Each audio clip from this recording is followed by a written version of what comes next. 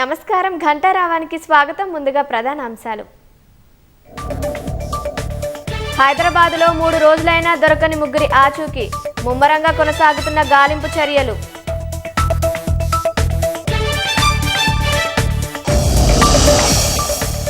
ఖమ్మంలో అగమ్య గోచరంగా గృహలక్ష్మి లబ్ధిదారుల పరిస్థితి, బిల్లులు రాక మధ్యలోనే ఆగిపోయిన నిర్మాణాలు.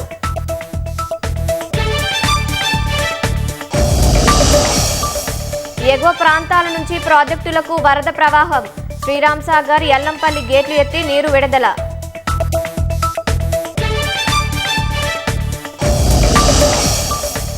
దెహ్రాదూన్లో మేఘ విస్ఫోటనం, తాంసా నది ఉప్పొంగి నీట మురిగిన అపకేశ్వర్ ఆలయం.